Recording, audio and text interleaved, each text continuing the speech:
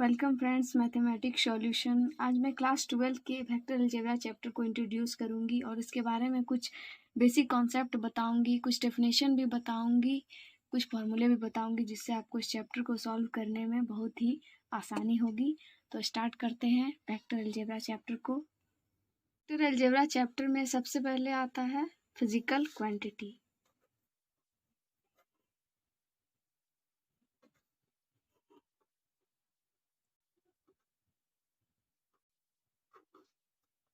अब मैं physical quantity का डेफिनेशन लिखती हूँ।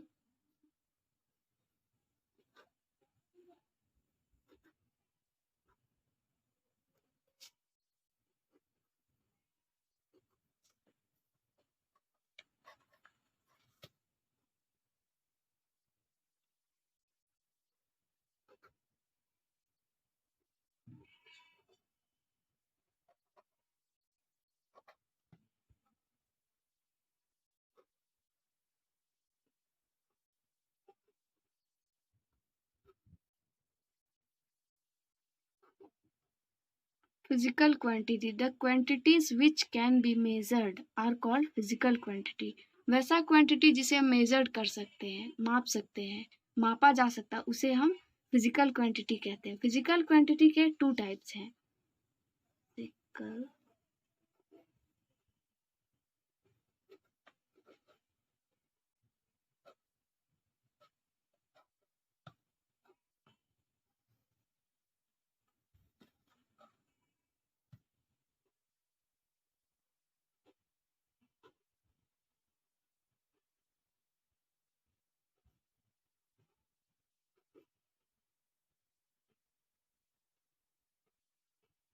पहला होता है हमारा वेक्टर क्वांटिटी, दूसरा है स्केलर क्वांटिटी।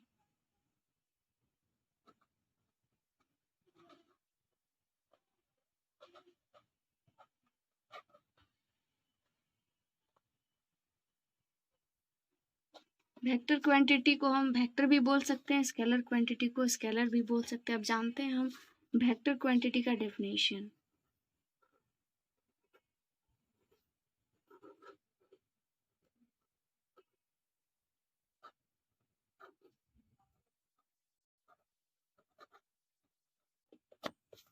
वेक्टर क्वांटिटी का डेफिनेशन होता है द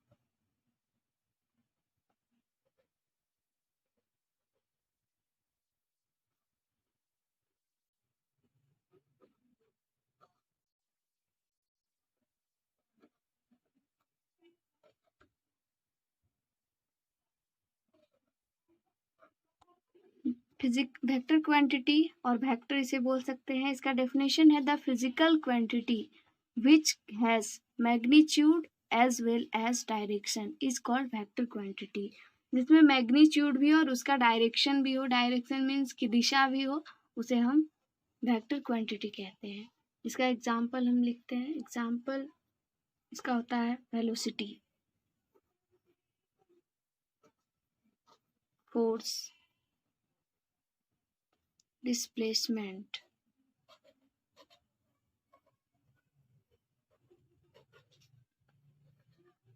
ये हमारा एग्जाम्पल है। जैसे वेलोसिटी, इसमें दिशा भी होता है, इसका मैग्नीट्यूड भी होता है, फोर्स में भी होता है।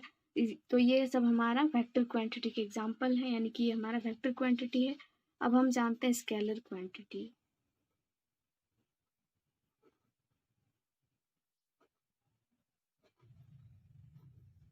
स्केलर भी बोल सकते हैं सिर्फ।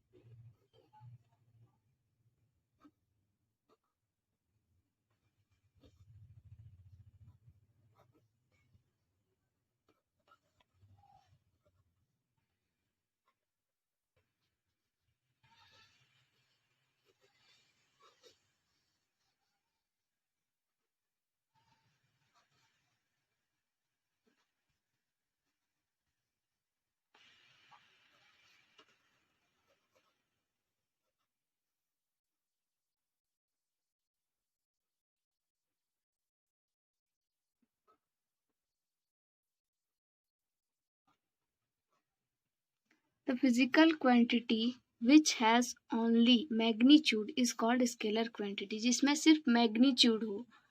वेक्टर में हमारा मैग्नीट्यूड के साथ डायरेक्शन भी था, लेकिन स्केलर में सिर्फ मैग्नीट्यूड ही होगा, उसे ही हम स्केलर क्वांटिटी कहते हैं। इसका भी एग्जाम्पल जानते हैं हम।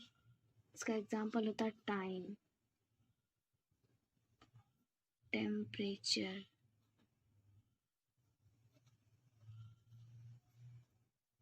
Work.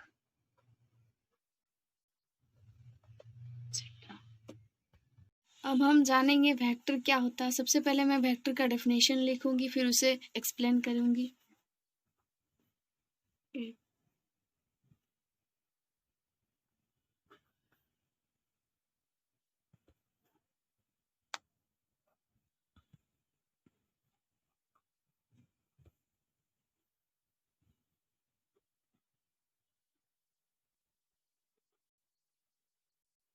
A directed line segment is called vector.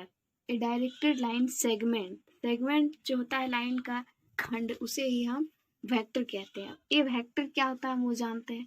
पहले हम एक लाइन लेंगे, ये हमारा वेक्टर, ये दिशा हो गया, इसे हम इनिशियल पॉइंट बोलते हैं। इस बिंदु को इनिशियल पॉइंट, इसे हम टर्मिनल पॉइंट बोलते हैं।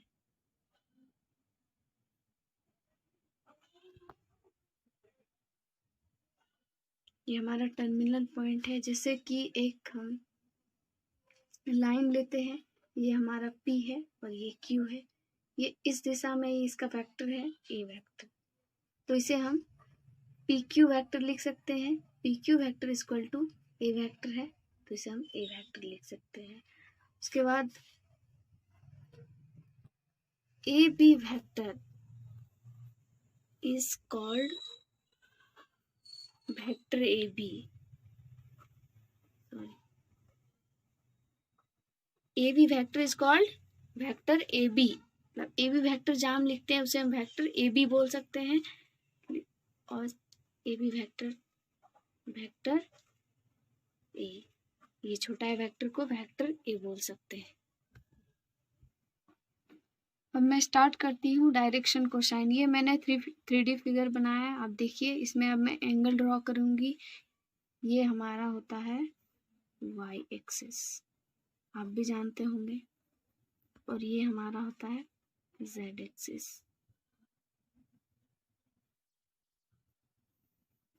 ये x एक्सिस। ये हम यहाँ पे P पॉइंट लेते हैं, जिसमें एक मान x है, एक y है और एक z है। इसमें भी 3 एंगल बनेगा। मैं इसे यहाँ मिलाती हूँ। ये हमारा बनेगा अल्फा, ये बीटा और ये गामा। 3 एक्सिस है, इसमें 3D फिगर है, इसीलिए मैं बताती हूँ कि इसमें डायरेक्शन कोसाइन क्या होता है।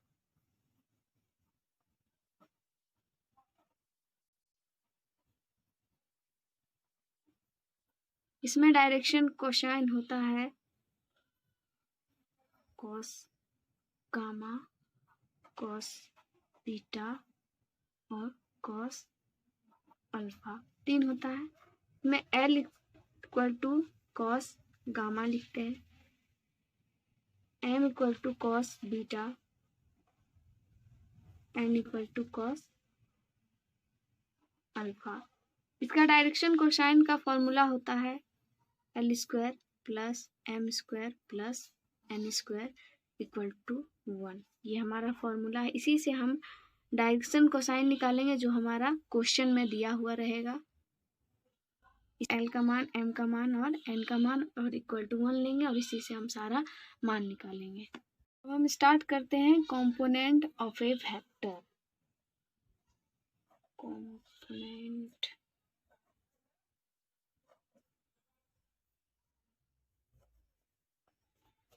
कंपोनेंट ऑफ ए वेक्टर, इसमें मैं फिगर ड्रॉ करती हूँ, उसके बाद बताऊंगी क्या क्या होता है।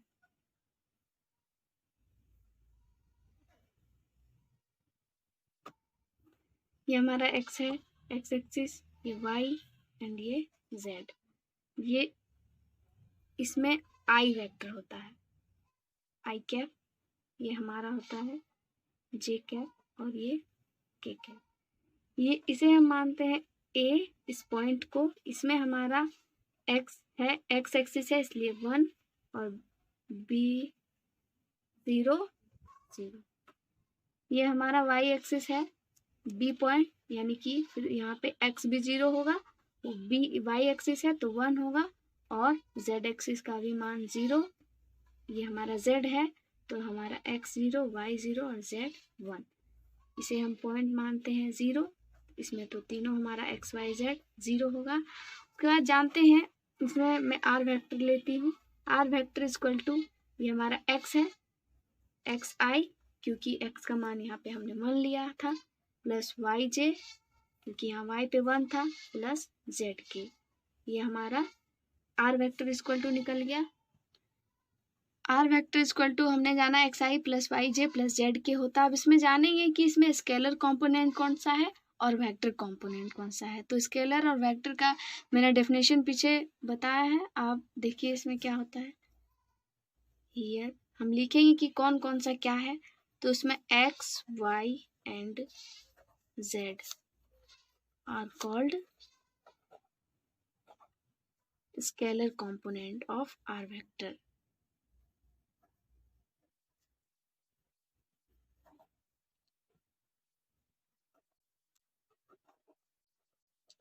एक्स वाई जेड जो हमारा स्केलर है, क्योंकि स्केलर में हमारा डायरेक्शन नहीं होता है इसलिए सिर्फ एक्स वाई जेड हमारा स्केलर कंपोनेंट हुआ, और जिसमें डायरेक्शन है वो हमारा वेक्टर हुआ, vector component. And vector component लिखते हैं तो x i y j and z k are called vector component.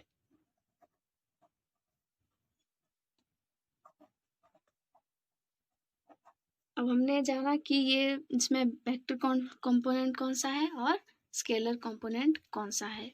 10.1 इसके बाद हमारा चैप्टर है। तो 10.1 बहुत इजी है, उसमें सिर्फ स्केलर वेक्टर यही सब दिखाना है, तो ये खुद से भी आप आसानी से कर सकते हैं। तो मैं सॉल्विंग अगले वीडियो में डालूंगी 10.2 का, आप ज़रूर प्लीज़ फ्रेंड्स मेरे वीडियो को लाइक करें, कमेंट करें, शेयर करें और सब्सक्राइब तो ज़रूर करें। Thank you.